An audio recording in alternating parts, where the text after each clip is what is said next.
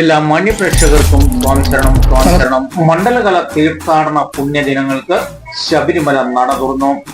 വൃശ്ചികം 1 നാളെ മുതൽ 41 ദിനരാത്രങ്ങൾ. ഇനി ശരണമന്ത്ര ദിനധ്വനികൾ മാത്രം. 18 പടി 18 മലകൾ താണ്ടി ശബരീശ്വരനെ കാണാൻ എത്തുമ്പോൾ തിരുമുന്നിൽ 18 പടികൾ. 18 പടി ചവിട്ടി ഭക്തനും ഭഗവാനും ഒന്നാകുന്ന ആ നിമിഷം ഒരു മനുഷ്യായുസിൽ ഒരു മനുഷ്യന് കിട്ടുന്ന ഏറ്റവും വലിയ പുണ്യനിമിഷം.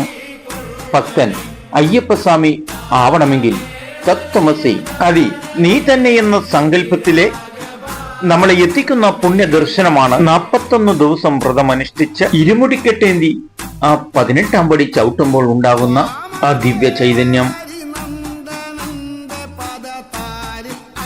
തൊടുപുഴ ശ്രീകൃഷ്ണസ്വാമി ക്ഷേത്രവും പരിസര പ്രദേശങ്ങളും ശബരിമല അയ്യപ്പന്മാർക്ക് വേണ്ട പൂജാ സാധനങ്ങളുടെയും കെട്ടുനിറയ്ക്കുന്നതിനുള്ള എല്ലാ ഒരുക്കങ്ങളും പൂർത്തീകരിച്ചുകൊണ്ട് അയ്യപ്പന്മാരെയും മാളികപ്പുറം കന്നി അയ്യപ്പന്മാരെയും വരവേൽക്കാൻ തൊടുപുഴ ശ്രീകൃഷ്ണസ്വാമി ക്ഷേത്രവും എല്ലാ ഒരുക്കങ്ങളും പൂർത്തീകരിച്ചു.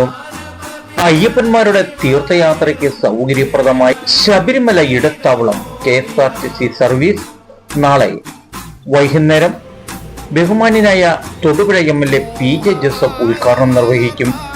തൊടുപുഴ ശ്രീകൃഷ്ണസ്വാമി ക്ഷേത്രം ഭരണസമിതി അംഗങ്ങൾ ക്ഷേത്രത്തിന്റെ ഉള്ളിൽ തന്നെ ശബരിമല അയ്യപ്പന്മാർക്ക് കെട്ടുനിറയ്ക്കുന്നതിനുള്ള എല്ലാ ഐറ്റങ്ങളും മിതമായ നിരക്കിൽ ലഭ്യമാകുന്നതിനുള്ള സൗകര്യങ്ങൾ ഒരുക്കിയിട്ടുണ്ട്.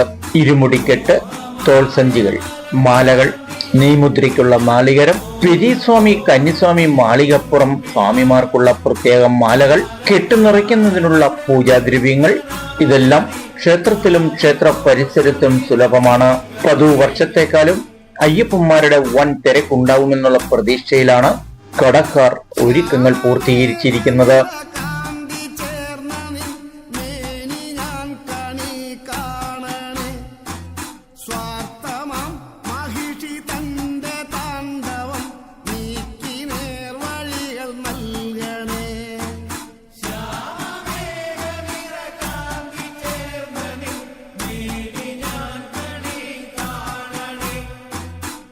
മണ്ഡലകാല ദീപാരാധനയ്ക്കുള്ള പേരും അഡ്രസ്സും നാളും നോക്കി ദീപാരാധന ഓൾറെഡി ബുക്ക് ചെയ്തു കഴിഞ്ഞുകൊണ്ടിരിക്കുകയാണ്.